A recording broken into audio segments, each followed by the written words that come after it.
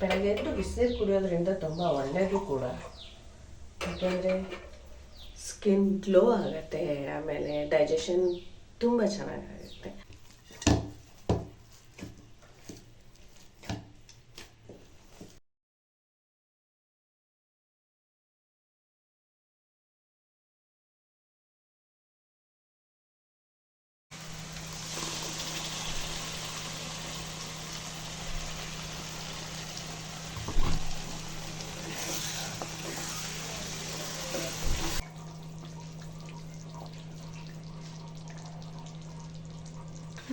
ಅದ್ಯಾಕೆ ಹಂಗೆ ತಿರುಗುತ್ತಾ ಇದೆಯಾ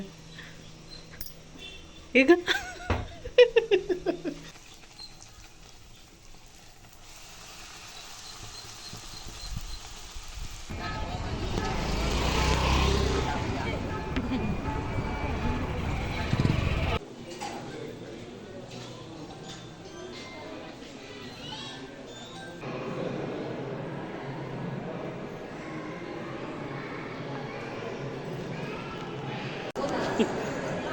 ನಮಗೆ ದೇವ್ರ ದರ್ಶನ ಚಿಂತೆ ಆದರೆ ದಾನ್ವಿಗೆ ತಿನ್ನೋ ಚಿಂತೆ. ನಾನೇ ಮಾಡ್ತಾ ಇರೋದು ಡೆಕೋರೇಷನ್. ಉಮಾ ಬಂದ್ಬಿಟ್ಟಿದ್ದಾಳೆ ಬರ್ಡೇಗೆ. ಹೇರ್ ಸ್ಟೈಲ್ ನಮಸ್ಕಾರ, ಗುಡ್ ಮಾರ್ನಿಂಗ್, ಶುಭೋದಯ. ಬೆಳಗ್ಗೆ ಎದ್ದ ತಕ್ಷಣ ಒಂದು ಸ್ವಲ್ಪ ಬಿಸಿನೀರು ಇಲ್ಲ ಧನ್ಯ ಟೀ ಈ ಥರ ಕುಡಿದು ನನಗೆ ಅಭ್ಯಾಸ. ಇವಾಗ ಬಿಸಿನೀರು ಕುಡಿತಾ ಇದ್ದೀನಿ.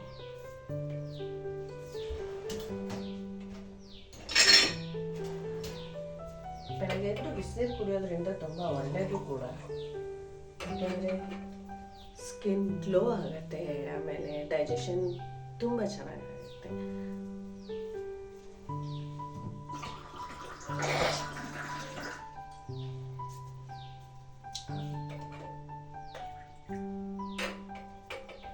ತಿಂಡಿಗೆ ಮಕ್ಕಳು ಪೂರಿ ಪೂರಿ ಪೂರಿ ಅಂತ ತುಂಬ ದಿನದಿಂದ ಕೇಳ್ತಾ ಇದ್ರು. ಹಾಗಾಗಿ ತಿಂಡಿ ಪೂರಿ ಮಾಡೋಣ. ಪೂರಿ ಮತ್ತು ದಾನ್ವಿ ಫೇವ್ರೆಟ್ ಪನ್ನೀರ್ ಮಸಾಲ ಮಾಡೋಣ ಅಂತ ಅಂದ್ಕೊಂಡಿದ್ದೀನಿ. ಆಲ್ರೆಡಿ ಟೈಮ್ 7 ಗಂಟೆ ಆಗೋಗ್ಬಿಟ್ಟಿದೆ. ಬೇಗ ಬೇಗ ಮಾಡಬೇಕು. ಪೂರಿ ಮಾಡೋಕ್ಕೆ ನೈಟೇ ಹಿಟ್ಟು ಕೆಲವೊಂದು ಸಲ ನೈಟು ಹಿಟ್ಟನ್ನ ಕಲಸಿಟ್ಟಿರ್ತೀವಿ. ಆದರೆ ಒಂದೊಂದು ಸಲ ಬೆಳಗ್ಗೆ ಸಡನ್ನಾಗಿ ಪ್ಲ್ಯಾನ್ ಮಾಡ್ಕೋತೀವಿ, ಇವತ್ತು ಪೂರಿ ಮಾಡೋಣ ಅಂತ ಅಂದ್ಬಿಟ್ಟು. ಆವಾಗ ಏನು ಮಾಡೋಕ್ಕಾಗಲ್ಲ. ಗೋಧಿ ಹಿಟ್ಟಿಗೆ ಸ್ವಲ್ಪ ಚಿರೋಟಿ ರವೆ ಹಾಕ್ಕೊಂಡು ಬಿಸಿ ನೀರಲ್ಲಿ ಹಿಟ್ಟು ಕಲಿಸ್ಕೊಂಡ್ರೆ ತುಂಬ ಚೆನ್ನಾಗಿ ಪೂರಿ ಸಾಫ್ಟಾಗಿ ಬರುತ್ತೆ. ಆಮೇಲೆ ಚೆನ್ನಾಗಿ ಹುಬ್ಬುತ್ತೆ. ಹೋಟೆಲ್ ಸ್ಟೈಲ್ ಥರನೇ ಪೂರಿ ಬರುತ್ತೆ. ನಾನು ಸ್ವಲ್ಪ ಗೋಧಿ ಹಿಟ್ಟಿಗೆ ಸ್ವಲ್ಪ ಚಿರೋಟಿ ರವೆ ಉಪ್ಪು ಹಾಕಿಬಿಟ್ಟು ಬಿಸಿ ನೀರಲ್ಲಿ ಕಲಸಿ ಎಣ್ಣೆನ ಹಚ್ಚಿಬಿಟ್ಟು ಚೆನ್ನಾಗಿ ಸ್ವಲ್ಪ ನಾದಿದ್ರೆ ಹಿಟ್ಟು ರೆಡಿಯಾಗಿಬಿಡುತ್ತೆ. ಒಂದು 1/4 ಗಂಟೆಗೆಲ್ಲ ಪೂರಿ ಹಿಟ್ಟು ರೆಡಿ ಆಗಿಬಿಡುತ್ತೆ. ಪನ್ನೀರ್ ಮಸಾಲ ಮಾಡೋದ್ರ ಒಳಗೆ ನಮಗೆ ಪೂರಿ ಹಿಟ್ಟು ರೆಡಿ ಆಗಿಬಿಡುತ್ತೆ. ಪನ್ನೀರ್ ಮಸಾಲಾಗೆ ರೆಡಿ ಮಾಡೋಣ ಅಂತ ಅಂದ್ಬಿಟ್ಟು ಒಂದು ಬಾಣಲಿಯಲ್ಲಿ ಸ್ವಲ್ಪ ಎಣ್ಣೆ ಹಾಕಿ ಅದಕ್ಕೆ ಶುಂಠಿ, ಈರುಳ್ಳಿ, ಟೊಮೊಟೊನ ಹೆಚ್ಚಿಟ್ಕೊಂಡಿದ್ದೀನಿ. ಇದನ್ನು ಎಣ್ಣೆಯಲ್ಲಿ ಚೆನ್ನಾಗಿ ಫ್ರೈ ಮಾಡಿ ಇದು ಹಸಿ ವಾಸನೆ ಹೋಗಿ ನೀರಿನಂಶ ಎಲ್ಲ ಹೋಗೋ ತನಕ ಸ್ವಲ್ಪ ಫ್ರೈ ಮಾಡ್ಕೊಳ್ಬೇಕು. ಇದು ಗ್ರೈಂಡ್ ಮಾಡೋದಕ್ಕೆ ಪನ್ನೀರ್ ಮಸಾಲಾನ ಗ್ರೈಂಡ್ ಮಾಡೋದಕ್ಕೆ ಸೇಮ್ ಹೋಟೆಲ್ ಟೇಸ್ಟೇ ಬರುತ್ತೆ. ತುಂಬ ಡಾಬಾ ಸ್ಟೈಲಲ್ಲೇ ಮಾಡ್ಬೋದು. ಇದು ಮನೆಯಲ್ಲಿ ಈಸಿಯಾಗಿ ಮಾಡ್ಬೋದು. ಮತ್ತು 10 ನಿಮಿಷಕ್ಕೆಲ್ಲ ಪನ್ನೀರ್ ಮಸಾಲ ಗ್ರೇವಿ ರೆಡಿ ಆಗಿಬಿಡುತ್ತೆ. ಈರುಳ್ಳಿ, ಟೊಮೊಟೊ, ಶುಂಠಿ ಮತ್ತು ಬೆಳ್ಳುಳ್ಳಿ, ಹಸಿರು ಮೆಣಸಿನ್ಕಾಯಿನ ಹಾಕಿ ಇದನ್ನೆಲ್ಲ ಚೆನ್ನಾಗಿ ಫ್ರೈ ಮಾಡಿದ್ರೆ ಬೇಗ ಗ್ರೇವಿನ ಮಾಡ್ಕೊಳ್ಬೋದು. ಇದೆಲ್ಲ ಫ್ರೈ ಆದಮೇಲೆ ಸ್ವಲ್ಪ ಆರಿಸ್ಬಿಟ್ಟು ಅದನ್ನು ಗ್ರೈಂಡ್ ಮಾಡಬೇಕಾಗತ್ತೆ. ಗೋಡಂಬಿನ ಹಾಕ್ತಾಯಿದ್ದೆ ಮುಂಚೆ ಎಲ್ಲ. ಈಗ ಗೋಡಂಬಿ ಇಲ್ಲ ಅಂತ ಅಂದ್ಬಿಟ್ಟು ಸ್ವಲ್ಪ ಬಾದಾಮಿನ ಜಜ್ಜಿ ಹಾಕಿದ್ದೀನಿ. ಬಾದಾಮಿ ಹಾಕಿದ್ರೂ ಫ್ಲೇವರ್ ತುಂಬ ಚೆನ್ನಾಗಿರುತ್ತೆ, ಗ್ರೇವಿನೂ ತುಂಬ ಟೇಸ್ಟಾಗಿ ಬರುತ್ತೆ. ಬಾದಾಮಿ ಗೋಡಂಬಿ ಹಾಕೋದು ಸ್ವಲ್ಪ ಕ್ರೀಮಿ ಟೆಕ್ಸ್ಚರ್ ಬರಲಿ ಅಂತ ಅಂದ್ಬಿಟ್ಟು ಬಾದಾಮಿನ ಜಜ್ಜಿಬಿಟ್ಟು ಅದನ್ನು ಹಾಕಿ 4 ಹಸಿರು ಮೆಣಸಿನ್ಕಾಯಿ ಹಾಕಿ ಅದನ್ನೆಲ್ಲ ಚೆನ್ನಾಗಿ ಫ್ರೈ ಮಾಡಿಕೊಂಡು ಆರಿಸ್ಬಿಟ್ಟು ಮಿಕ್ಸಿ ಗ್ರೈಂಡ್ ಮಾಡಿಕೊಂಡ್ರೆ ನಮಗೆ ರೆಡಿ ಆಗುತ್ತೆ ಪನ್ನೀರ್ ಮಸಾಲ. ಬೇಗನೆ ಆಗಿಬಿಡುತ್ತೆ ಇದು. ಅದೇ ಬಾಣಲಿಗೆ ಮತ್ತೆ ಸ್ವಲ್ಪ ಎಣ್ಣೆ ಮತ್ತು ಸ್ವಲ್ಪ ತುಪ್ಪ ಹಾಕಿಬಿಟ್ಟು ಸಣ್ಣದಾಗಿ ಹೆಚ್ಚಿರೋ ಈರುಳ್ಳಿ ಮತ್ತು ಕ್ಯಾಪ್ಸಿಕಮ್ನ ಹಾಕಿದ್ದೆ. ದಪ್ಪ ದಪ್ಪ ಈರುಳ್ಳಿ, ದಪ್ಪ ಕ್ಯಾಪ್ಸಿಕಮ್ನ ಹಾಕ್ಕೊಂಡ್ರು, ಕ್ಯೂಬ್ಸಾಗಿ ಕಟ್ ಮಾಡಿಬಿಟ್ಟು ಹಾಕ್ಕೊಂಡ್ರು ತುಂಬ ಚೆನ್ನಾಗಿರುತ್ತೆ. ಬಟ್ ದಾನ್ವಿ ದಕ್ಷ ತಿನ್ನಲ್ಲ ಅಂತ ಅಂದ್ಬಿಟ್ಟು ನಾನು ಈ ಥರ ಚಿಕ್ಕದಾಗೆ ಕಟ್ ಮಾಡಿ ಹಾಕಿದೆ. ಇದನ್ನು ಎಣ್ಣೆಲಿ ಸ್ವಲ್ಪ ಫ್ರೈ ಮಾಡಿ, ಸ್ವಲ್ಪ ತುಂಬ ಗೋಲ್ಡನ್ ಕಲರ್ ಬರೋ ತನಕ ಫ್ರೈ ಮಾಡೋ ಅವಶ್ಯಕತೆ ಇಲ್ಲ. ಸ್ವಲ್ಪ ನೀರಿನಂಶ ಹೋಗ್ತಿದ್ದಂಗೆ ಅದಕ್ಕೆ ಪನ್ನೀರನ್ನ ಆ್ಯಡ್ ಮಾಡಿ ಅದನ್ನು ಸ್ವಲ್ಪ ಅದರಲ್ಲೇ ಎಣ್ಣೆಯಲ್ಲಿ ಸ್ವಲ್ಪ ಬಾಡಿಸ್ಕೊಂಡು ಅದಕ್ಕೆ 1 ಟೇಬಲ್ ಸ್ಪೂನಷ್ಟು ಖಾರದ ಪುಡಿ, ನಿಮಗೆ ಎಷ್ಟು ಬೇಕು ಟೇಸ್ಟಿಗೆ ಅಷ್ಟು ಹಾಕ್ಕೊಳ್ಬೋದು. ಕೆಲವ್ರು ಖಾರ ಇಷ್ಟಪಡ್ತಾರೆ, ಕೆಲವ್ರು ಖಾರ ಅಷ್ಟು ಇಷ್ಟಪಡಲ್ಲ, ಸ್ವಲ್ಪ ಸ್ವೀಟ್ ಇಷ್ಟಪಡ್ತಾರೆ. ಈ ಥರ ಪನ್ನೀರ್ ಗ್ರೇವಿಗಳಲ್ಲಿ ಖಾರದ ಪುಡಿ ಹಾಕಿ ಸ್ವಲ್ಪ ಮಿಕ್ಸ್ ಮಾಡಿ ಆಮೇಲೆ ರುಬ್ಬಿಟ್ಕೊಂಡಿದ್ದಂಥ ಈರುಳ್ಳಿ ಟೊಮೊಟೊ ಪೇಸ್ಟನ್ನ ಹಾಕಿಬಿಟ್ಟು ಅದನ್ನು ಸ್ವಲ್ಪ ಹೊತ್ತು ಬಾಡಿಸ್ಬೇಕು. ಆಮೇಲೆ 1 ಟೇಬಲ್ ಸ್ಪೂನಷ್ಟು ಧನಿಯಾ ಪುಡಿ ಹಾಕ್ತಾಯಿದ್ದೀನಿ. ಅದನ್ನು ಮಿಕ್ಸ್ ಮಾಡಿ ಒಂದು 5 ನಿಮಿಷ ಅದನ್ನು ಮುಚ್ಚಿಟ್ಬಿಟ್ಟು ಕುದಿಯೋಕ್ಕೆ ಬಿಡಬೇಕು. ಇದಾಗಿ ಒಂದು 5 ನಿಮಿಷ ಆಗ್ತಿದ್ದಂಗೆ ಒಂದು ಅರ್ಧ ಟೇಬಲ್ ಸ್ಪೂನಷ್ಟು ಗರಂ ಮಸಾಲ, ಆಮೇಲೆ ಕಸ್ತೂರಿ ಮೇಥಿನ ಹಾಕಿ ಮತ್ತೆ ಚೆನ್ನಾಗಿ ಮಿಕ್ಸ್ ಮಾಡಿದ್ರೆ ಪನ್ನೀರ್ ಗ್ರೇವಿ ರೆಡಿಯಾಗಿಬಿಡುತ್ತೆ. 10 ನಿಮಿಷಕ್ಕೆಲ್ಲ ಪನ್ನೀರ್ ಗ್ರೇವಿ ರೆಡಿಯಾಗಿಬಿಡುತ್ತೆ. ಈರುಳ್ಳಿ ಟೊಮೊಟೊ ಪೇಸ್ಟ್ನ ರೆಡಿ ಮಾಡ್ಕೊಂಡ್ಬಿಟ್ರೆ ಈಗ ಪನ್ನೀರ್ ಗ್ರೇವಿ ರೆಡಿ. ಇದಕ್ಕೆ ಸ್ವಲ್ಪ ಸಕ್ಕರೆನ ಮೇಲೆ ಹಾಕ್ಕೊಂಡ್ರೆ ತುಂಬ ಟೇಸ್ಟಾಗಿರುತ್ತೆ. ಕೆಲವರು ಈ ಡಾಬಾಲಿ ಹೋಟೆಲ್ಗಳಲ್ಲಿ ಕೊಡಬೇಕಾದ್ರೆ ಸ್ವೀಟ್ ಅನಿಸುತ್ತೆ. ಯಾಕೆಂದರೆ ಸ್ವಲ್ಪ 1 ಟೇಬಲ್ ಸ್ಪೂನಷ್ಟು ಸಕ್ಕರೆ ಹಾಕ್ಕೊಂಡಿರ್ತಾರೆ. ಪನ್ನೀರ್ ಗ್ರೇವಿನೂ ರೆಡಿ ಆಯಿತು. ಪೂರಿ ಹಿಟ್ಟು ನಮ್ಮದು ರೆಡಿ ಇತ್ತು. ಒಂದು 20 ನಿಮಿಷದೊಳಗೆ ಪನ್ನೀರ್ ಮಸಾಲ ಆಯಿತು, ಹಿಟ್ಟು ರೆಡಿ ಆಯಿತು. ಪೂರಿ ತುಂಬ ಚೆನ್ನಾಗಿ ಹುಬ್ಬಿ ಬರುತ್ತೆ. ಸೇಮ್ ಹೋಟೆಲ್ ಟೇಸ್ಟೇ ಇರುತ್ತೆ. ಈಗ ಮಾಡಿದ್ರೆ ಒಂದ್ಸಲ ಟ್ರೈ ಮಾಡಿದ್ರೆ ಕಾಮೆಂಟ್ ಮಾಡೋದನ್ನ ಮರಿಬೇಡಿ. ಮಕ್ಕಳು ಖುಷಿಯಿಂದನೂ ತಿಂತಾರೆ. ಆಮೇಲೆ ಈ ಚಳಿಗೆ ವೆದರ್ಗೂ ಸೂಪರಾಗಿರೋ ತಿಂಡಿನೂ ಆಗುತ್ತೆ. ಬೆಳಗ್ಗೆ ಮಧ್ಯಾಹ್ನ ಸಂಜೆ 3 ಟೈಮು ತಿಂದುಬಿಡ್ತಾರೆ ದಾನ್ವಿ ದಕ್ಷ ಪೂರಿ ಮಾಡಿದ್ರೆ. ಅದ್ಯಾಕೆ ಹಂಗೆ ತಿರುಗುತ್ತಾ ಇದೆಯಾ ಈಗ? ನೋಡಿ ಮೊಬೈಲ್ ತೊಗೊಂಡೆ ಅಂತ ಹೋಗ್ತಾ ಇರೋದು. ತಿನ್ಸ್ಬಾರೆ ನಿಮ್ಮ ಅಪ್ಪಂಗೆ. ಅರೆ ಯಪ್ಪ, ದಕ್ಷ ಬಾಯಿಲಿ ದೊಡ್ಡವನಾಗ್ಬಿಟ್ಟಿದ್ದಾನೆ. ದಕ್ಷ ಚಡ್ಡಿಯಿಂದ ಪ್ಯಾಂಟ್ ಬಂದ್ಬಿಟ್ಟಿದೆ ದಕ್ಷಂಗೆ. ಮಕ್ಕಳು ಎಷ್ಟು ಬೇಗ ದೊಡ್ಡವರಾಗಿಬಿಡ್ತಾರೆ. ದಕ್ಷ 4th ಲಾಸ್ಟ್ ಇಯರು, ಈಗ 5th ಬಂದರೆ ಪ್ಯಾಂಟ್ ಕೊಟ್ಬಿಡ್ತಾರೆ.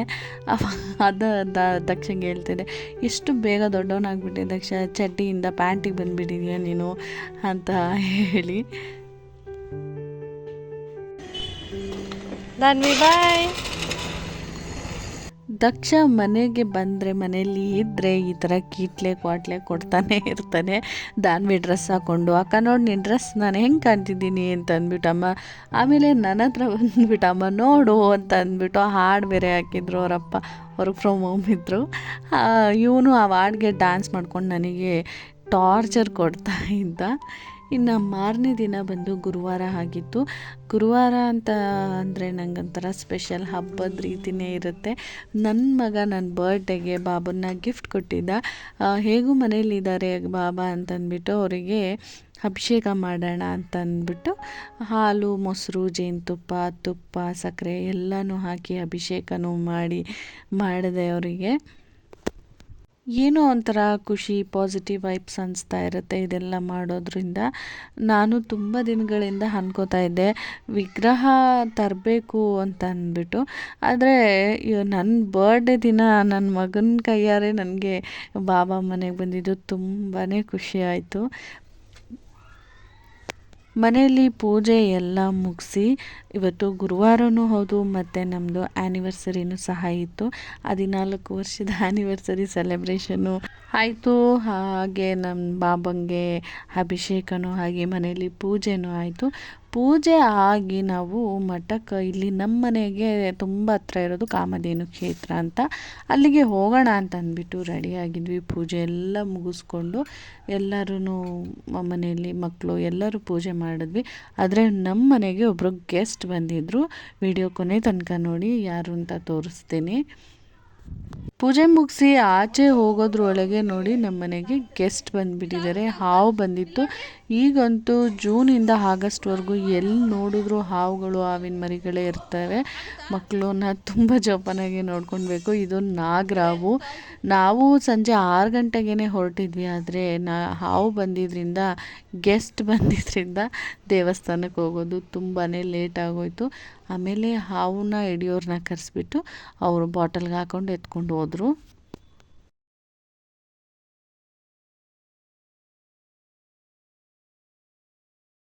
ನಮ್ಮದು ಆ್ಯನಿವರ್ಸರಿ ಅಂತ ಸಹ ಹೇಳಿದೆ. ಹಾಗಾಗಿ ಏನು ಗಿಫ್ಟ್ ಕೊಡ್ತಾರೋ ಬಿಡ್ತಾರೋ, ನನಗಂತೂ ಬಾಬನ ದೇವಸ್ಥಾನಕ್ಕೆ ಕರ್ಕೊಂಡು ಹೋಗ್ಬಿಟ್ರೆ ಅದರಷ್ಟು ದೊಡ್ಡ ಗಿಫ್ಟ್ ಯಾವುದೂ ಇಲ್ಲ ಲೈಫಲ್ಲಿ ಅನ್ನೋ ಥರ ಫೀಲ್ ಆಗಿಬಿಡುತ್ತೆ. ಶಿರಡಿಗೆ ಹೋಗ್ಬೇಕಂತ ಆಸೆ ಇತ್ತು, ಬಟ್ ಆಗಲಿಲ್ಲ. ಅದ್ರ ಬದಲು ಇಲ್ಲಿ ನಮ್ಮ ಬೆಂಗಳೂರಲ್ಲಿ ಇರೋದು ದಕ್ಷಿಣ ಶಿರಡಿ ಅಂತಲೇ ಹೇಳ್ತಾರೆ ಈ ಮಂದಿರನ. ಇಲ್ಲಿಗೆ ಹೋದ್ವಿ. ನಾವು ಹೋಗೋದ್ರ ಒಳಗೆ 8:30 ಆಗೋಗ್ಬಿಟ್ಟಿತ್ತು. ನಮ್ಮ ಮನೆಗೆ ಬಂದಿರೋ ಗೆಸ್ಟ್ನ ಕಳಿಸಿ ಕತ್ತಲಲ್ಲಿ ನನ್ನ ಬಾಬಾ ಕೂತಿದ್ದಾರೆ, ಸಾಕ್ಷಾತ್ ಬಾಬಾ ಕೂತಿದ್ದಾರೆ ಅನ್ನೋಷ್ಟು ಸುಂದರವಾಗಿ ಕಾಣಿಸ್ತಾ ಇತ್ತು ಆ ಮೂರ್ತಿ.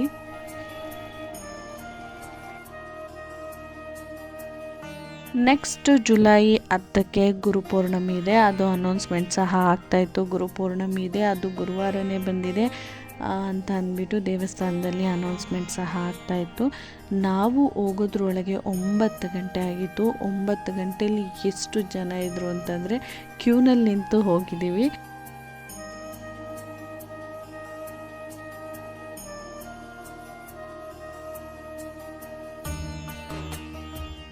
ನಮ್ಮ ಆ್ಯನಿವರ್ಸರಿ ಗುರುವಾರ ಬಂದಿದ್ದು ತುಂಬ ಅಂದರೆ ತುಂಬ ಖುಷಿಯಾಗೋಯಿತು ನನಗೆ. ರಾಯರು ಮತ್ತು ಬಾಬಾನ ದರ್ಶನ ಮಾಡ್ಬೋದು, ಅಲ್ಲಿ ದೇವಸ್ಥಾನಕ್ಕೆ ಹೋಗ್ಬೋದು ಅಂತ ಅಂದ್ಬಿಟ್ಟು. ಇದು ಇರೋದು ಕಾಚೋಹಳ್ಳಿಯಿಂದ ಮುಂದಕ್ಕೆ ಕಾಮಧೇನು ಕ್ಷೇತ್ರ ಅಂತ ಅಂದ್ಬಿಟ್ಟು.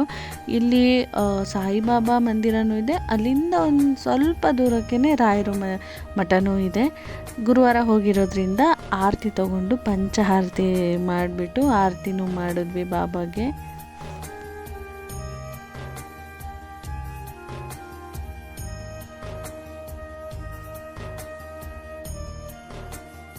ಇದು ದಕ್ಷಿಣ ಶಿರಡಿ ಅಂತಲೇ ಹೇಳ್ತಾರೆ. ಶಿರಡೀಲಿ ಹೇಗಿದೆ ಇಲ್ಲೂ ಹಾಗೆ ಇದೆ ಅಂತಲೂ ಹೇಳ್ತಾರೆ. ನಾನು ನೋಡಿಲ್ಲ ಶಿರಡಿನ, ಆದರೆ ಇದೇ ಶಿರಡಿ ಥರ ಇದೆ ಅಂತ ಹೇಳೋದ್ರಿಂದ ಕೆಲವೊಂದು ವೀಡಿಯೋಸು ಫೋಟೋಸು ನೋಡಿದ್ರೆ ಸೇಮ್ ಹೀಗೇ ಇದೆ ಅಲ್ಲೂ ಶಿರಡಿನೂ. ತುಂಬ ಖುಷಿಯಾಯಿತು. ಹೀಗೆ ಬಾಬನ ಪಕ್ಕ ಹೋಗಿ ಬಾಬನ ಹಿಂದೆ ಆಂಜನೇಯ ಸ್ವಾಮಿ ಇದ್ದಾರೆ. ಇಲ್ಲೂ ನಮಸ್ಕಾರ ಮಾಡಿಕೊಂಡು ಬಂದು ಅಲ್ಲಿ ಪಾದಕೆಗೆ ನಮಸ್ಕಾರ ಮಾಡಿದ್ವಿ. ಖುಷಿಯಾಗಿದ್ದ ವಿಚಾರ ಅಂದರೆ ಅಷ್ಟೋ ತನಕ ಪ್ರಸಾದ ಕೊಡ್ತಾಯಿದ್ರು. ಆಮೇಲೆ ಬಿಸ್ಕೆಟ್ ಕೊಡೋಕ್ಕೆ ಸ್ಟಾರ್ಟ್ ಮಾಡಿದ್ರು. ಪ್ರಸಾದ 9:45 ಆಗೋಯಿತು. ನಾವು ಕ್ಯೂನಲ್ಲಿ ಬಂದು ಬಾಬನ ದರ್ಶನ ಮಾಡಿ ಪಾದಕೆಗಳಿಗೆ ನಮಸ್ಕಾರ ಮಾಡಿ ಆಚೆ ಬರೋದ್ರ ಒಳಗೆ 9:45 ಆಗೋಗ್ಬಿಟ್ಟಿತ್ತು. ಬಂದು ಬಿಸ್ಕೆಟ್ ಕೊಟ್ಟಿದ್ರು. ಬಿಸ್ಕೆಟ್ ಪ್ರಸಾದ ಆಗಿ ಇಟ್ಟಿದ್ರು. ಅಲ್ಲಿ ಮಕ್ಕಳು ಅಮ್ಮ ಬಿಸ್ಕೆಟ್ ಕೊಡ್ತಾರೆ ದೇವಸ್ಥಾನದಲ್ಲಿ ಅಂತ ಫುಲ್ ಖುಷಿಯಾಗಿ ಹೋಗ್ಬಿಟ್ರು.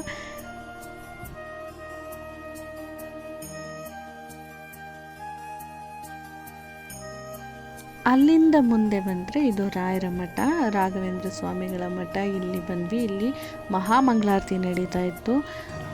9:45 9:30 ಆಗಿತ್ತು. ಎಷ್ಟು ಜನ ಇದ್ದರು ಅಂದರೆ ನೋಡಿ, ತುಂಬ ಜನ ಇದ್ದರು.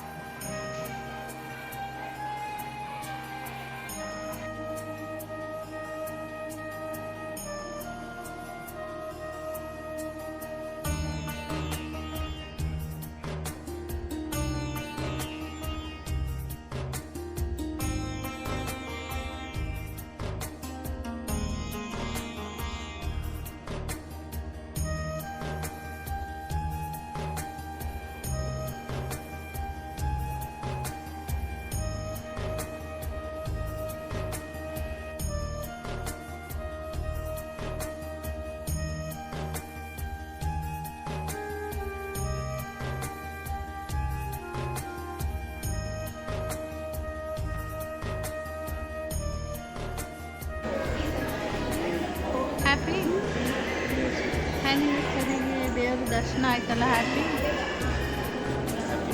ಈಗ ತಿನ್ನೋಕೆ ನಮಗೆ ದೇವ್ರ ದರ್ಶನ ಚಿಂತೆ ಆದರೆ ದಾನ್ವಿಗೆ ತಿನ್ನೋ ಚಿಂತೆ. ರಾಯರ ದರ್ಶನ ಮಾಡಿ ಮಂತ್ರಾಕ್ಷತೆ ತಗೊಂಡು ಅಲ್ಲಿ ಅಮ್ಮಗೆ ನಮಸ್ಕಾರ ಮಾಡಿ ನಾವು ಮನೆಗೆ ಬರೋದ್ರ ಒಳಗೆ 10:30 ಹೋಗ್ಬಿಟ್ಟಿತ್ತು. ಅಷ್ಟು ಜನ ಇದ್ದರು ಸಹ ಅವತ್ತು ಗುರುವಾರ. ಇದು ಮಾರನೇ ದಿನದ್ದು ನನ್ನ ಫ್ರೆಂಡ್ ಮಗಳದ್ದು ಬರ್ಡೇ ಇತ್ತು. ನಾವೇ ಮಕ್ಕಳು ನಾವು ಎಲ್ಲ ಸೇರಿಕೊಂಡು ಪುಟ್ಟದಾಗೆ ಒಂದು ಸೆಲೆಬ್ರೇಷನ್ ಮಾಡಿದ್ವಿ. ಸಿಂಪಲಾಗಿ ಡೆಕೋರೇಷನ್ ಮಾಡಿಬಿಟ್ಟು ಅವರಿಗೆಷ್ಟು ಬರ್ಡೇ ಖುಷಿ ಇರುತ್ತೋ ನಮಗೂ ಅಷ್ಟೇ ಖುಷಿ ಇರುತ್ತೆ. ಯಾಕೆಂದರೆ ವಿಡಿಯೋ ಕೊನೆ ತನಕ ನೋಡಿ ಹೇಳ್ತೀನಿ. ನನ್ನ ಫ್ರೆಂಡ್ ಮಗಳು ಲೇಖನ ಇವತ್ತು ಬರ್ಡೇ.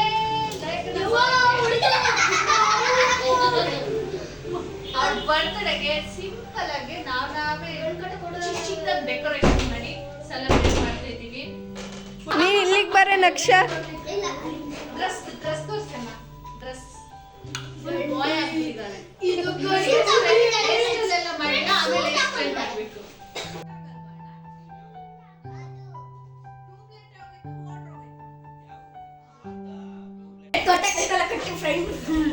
ಕಟ್ಟಿ ಫ್ರೆಂಡ್ಸ್ ತಗೊಳ್ಳಿ.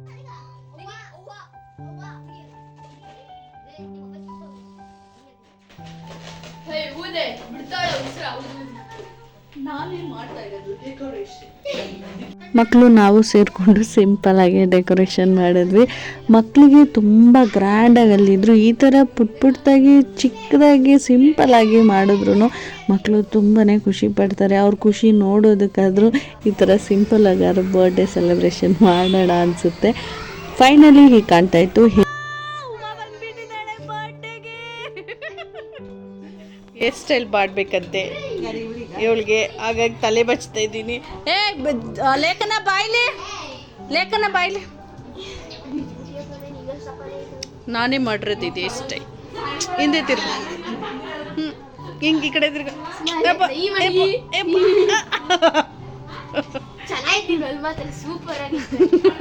ಸರಿ ಆಯ್ತು ಬಿಡು, ತೆಗ್ದೆ ಆಯ್ತು.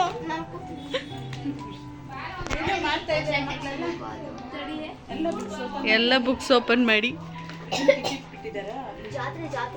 ಮಕ್ಕಳೆಲ್ಲ ರೂಮಲ್ಲಿ ಸೇರಿಕೊಂಡು ಬುಕ್ಸ್ಗಳನ್ನೆಲ್ಲ ಕಿತ್ತು ಬಟ್ಟೆ ಎಲ್ಲ ಕಿತ್ತು ಹಾಕ್ಬಿಟ್ಟಿದ್ರು. ಮಕ್ಕಳು ಒಂದು ಹತ್ರ ಇದ್ದರೆ ಈ ಥರ ಆಗೋದು ಕಾಮನ್. ರೂಮ್ನೇ ಚೆಲ್ಲ ಪಿಲ್ಲಿ ಮಾಡಿಬಿಟ್ಟಿದ್ರು ಮಕ್ಕಳೆಲ್ಲ ಸೇರಿಕೊಂಡು. ಬಟ್ಟೆಗಳು ಅದು ಇದು ಇದು ಅದು ಅಂತ ಅಂದ್ಬಿಟ್ಟು ಎಲ್ಲ ಕಾಟ್ ಮೇಲೆಲ್ಲ ಬಟ್ಟೆಗಳು ಹಾಕ್ಬಿಟ್ಟಿದ್ರು. ಮೇಕಪ್, ಓ ಮೈ ಗಾಡ್, ಲಿಪ್ಸ್ಟಿಕ್.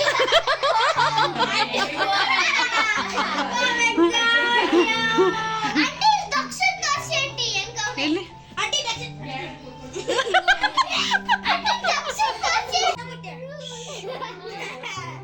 ಮಕ್ಕಳಿಗೆ ಬರ್ತಡೇ ಅಂದರೆ ಅವ್ರಿಗೊಂಥರ ಖುಷಿ, ಸಂಭ್ರಮದಲ್ಲಿರ್ತಾರೆ. ನಾವು ಅವ್ರ ಜೊತೆ ನಾವು ಖುಷಿಯಾಗಿರ್ತೀವಿ. ಯಾಕೆ ಅಂತಂದರೆ ಅವ್ರಿಗೆ ಫ್ರೆಂಡ್ಸ್ ಹೇಗೆ ಬರ್ತಾರೆ ಅಂತ ಖುಷಿಯಾಗಿರುತ್ತೆ. ಹಾಗೆ ನಮ್ಮ ಫ್ರೆಂಡ್ಗಳು ಮನೆಗೆ ಬರ್ತಾರೆ, ಸ್ವಲ್ಪ ಹೊತ್ತು ಮಾತಾಡ್ಬೋದು ಅಂತ ನಮಗೂ ಒಂದೊಂದು ಸಲ ಖುಷಿ ಅನಿಸುತ್ತೆ. ದೊಡ್ಡವರು ನಮ್ಮದೇ ಆದ ಒಂದು ಕೆಲಸದಲ್ಲಿ ಮುಳುಗೋಗ್ಬಿಟ್ಟಿರ್ತೀವಿ. ಮಕ್ಕಳಿಗೆ ಹೆಂಗೆ ಬರ್ತಡೇ ಅಂದಾಗ ಅವ್ರ ಮಕ್ಕಳು ಬಂದು ಆಟ ಆಡ್ತಾರೋ ಹಾಗೆ ನಾವೆಲ್ಲ ಸೇರ್ಕೋತೀವಿ ಅಂತ ಅಂದ್ಬಿಟ್ಟು ಒಂದು ಕೇಕ್ ಕಟ್ ಮಾಡಿಸೋ ಥರ ಆಗಲಿ ಖುಷಿ ಅನಿಸುತ್ತೆ. ಯಾಕೆ ಎಲ್ಲರೂ ಬರ್ತಾರೆ ಅಂತ ಅಂದ್ಬಿಟ್ಟು. ಬರ್ತ್ಡೇನ ಪಾರ್ಟಿ ಹಾಲಲ್ಲೇ ಮಾಡಬೇಕು ಅಥವಾ ಇನ್ನೂ ಜಾಸ್ತಿ ಗ್ರ್ಯಾಂಡಾಗಿ ಮಾಡಬೇಕು ಅಂತ ಮಕ್ಕಳು ಕೇಳಲ್ಲ. ಹೀಗೆ ಸಿಂಪಲಾಗಿ ಮಾಡಿ ಅವ್ರ ಕ್ಲೋಸ್ ಫ್ರೆಂಡ್ಸ್ ಯಾರು ಬರ್ತಾರೆ ಅವರನ್ನೆಲ್ಲ ಕರೆದ್ರೆ ಮಕ್ಕಳು ತುಂಬಾ ಖುಷಿ ಪಡ್ತಾರೆ. ಆ ಖುಷಿ ನೋಡೋದಕ್ಕೆ 2 ಕಣ್ಣು ಸಾಲೋದಿಲ್ಲ ಅನಿಸುತ್ತೆ. ನನಗೆ ಪರ್ಸ್ನಲಿ ನಾನು ಇಂಥವನ್ನೆಲ್ಲ ಚಿಕ್ಕ ಚಿಕ್ಕ ವಿಷಯಗಳನ್ನ ತುಂಬ ಸೆಲೆಬ್ರೇಟ್ ಮಾಡ್ತೀನಿ. ಜೀವನ ಚಿಕ್ಕದು, ನಾವು ಖುಷಿ ಪಡೋದು ತುಂಬಾ ಇಂಪಾರ್ಟೆಂಟ್. ಮತ್ತು ಈ ಥರ ಪುಟ್ಟ ಖುಷಿಗಳೇ ನಮ್ಮ ಲೈಫ್ ಲಾಂಗ್ ನೆನಪಿರೋದು. ಮಕ್ಕಳಿಗೂ ಅಷ್ಟೇ. ಮಕ್ಕಳು ಫ್ರೆಂಡ್ಸು ಮತ್ತು ನಮ್ಮ ಫ್ರೆಂಡ್ಸ್ ಎಲ್ಲ ಬಂದು ಬರ್ತಡೇನ ಸಿಂಪಲ್ಲಾಗಿ ಗ್ರ್ಯಾಂಡಾಗಿ ಸೆಲೆಬ್ರೇಟ್ ಮಾಡೋದು ಅಂತ ಮಕ್ಕಳು ಅನ್ಕೋತಾರೆ. ಅದೇ ಖುಷಿಲಿ ನಾವು ಸಹ ತಂದೆ ತಾಯಿ ಅವ್ರ ಖುಷಿ ನೋಡಿ ನಮಗೂ ಖುಷಿ ಅನಿಸುತ್ತೆ. ಇದಾಗಿತ್ತು ಇವತ್ತಿನ ವಿಡಿಯೋ ಇಷ್ಟ ಆದರೆ ಪ್ಲೀಸ್ ಒಂದು ಲೈಕ್ ಮಾಡಿ, ಕಾಮೆಂಟ್ ಮಾಡಿ, ಸಬ್ಸ್ಕ್ರೈಬ್ ಮಾಡೋದನ್ನ ಮರಿಬೇಡಿ. ಸಿಗ್ತೀನಿ ಮುಂದಿನ ವಿಡಿಯೋದಲ್ಲಿ. ಬಾಯ್.